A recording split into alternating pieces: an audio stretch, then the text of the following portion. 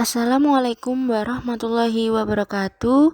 Perkenalkan, nama saya Dian Ayu Septiani dari jurusan Tadris Bahasa Indonesia 6A, NIM 12210183020. Di sini saya akan menjelaskan tentang materi teks eksposisi.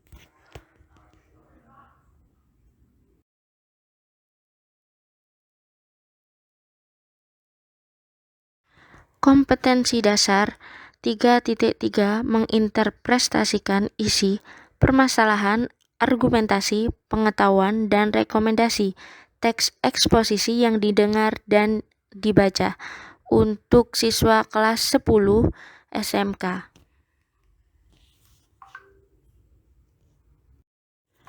Tujuan pembelajaran teks eksposisi ini yang pertama, siswa dapat mengidentifikasi tesis, argumen, dan rekomendasi dalam teks eksposisi yang didengar secara individu. Yang kedua, siswa dapat membedakan fakta dan opini dalam teks eksposisi dengan percaya diri. Yang ketiga, siswa dapat melengkapi tesis dengan argumen pada teks eksposisi secara individu. Dan yang keempat, siswa dapat menyampaikan kembali isi teks eksposisi dengan bahasa yang berbeda. Nah, sebelum kita belajar lebih jauh apa itu teks eksposisi dan sebagainya, saya akan bertanya, apakah kalian tahu apa itu teks eksposisi, ciri-ciri teks eksposisi, serta struktur teks eksposisi? Jika belum mengetahui lebih dalam apa itu pengertian teks eksposisi untuk yang pertama, saya akan menjelaskan pengertian teks eksposisi dari beberapa ahli. Di sini ada Khair Al-Wasilah yang mengatakan bahwa teks eksposisi merupakan teks yang memiliki tujuan untuk menjelaskan sebuah persoalan atau informasi dari penulis kepada pembaca.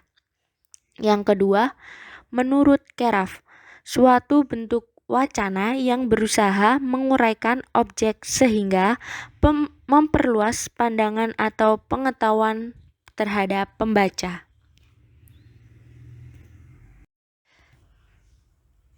Dan yang selanjutnya saya akan menjelaskan ciri-ciri teks eksposisi. Yang pertama, menggunakan bahasa baku. Yang kedua, bersifat netral serta objektif. Yang ketiga, menyajikan suatu fakta sebagai alat konkretasi dan kontribusi. Yang keempat, menggunakan gaya bahasa yang persuasif atau gaya untuk mengajak. Dan yang kelima, menggunakan teks jelas dan lugas. Yang terakhir yakni menyertakan suatu data yang valid dan akurat. Berikutnya yakni struktur teks eksposisi. Yang pertama ada tesis atau pernyataan pendapat, di mana suatu bagian teks yang berisikan pernyataan pendapat penulis biasanya ada di dalam pembuka. Yang kedua, argumentasi, yakni suatu bagian yang memuat alasan yang bisa memperkuat argumen penulis dalam memperkuat atau menolak suatu pendapat.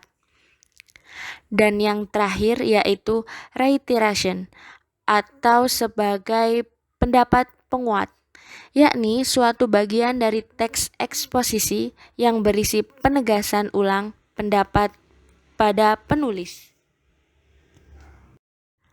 Sesudah kalian semua memahami apa itu teks eksposisi, ciri-ciri teks eksposisi, serta struktur teks eksposisi, di sini saya memberikan contoh teks eksposisi dengan topik masalah sampah di Indonesia, di mana di dalamnya terdapat pernyataan pendapat, argumentasi, dan penegasan ulang pendapat pada teks eksposisi tersebut.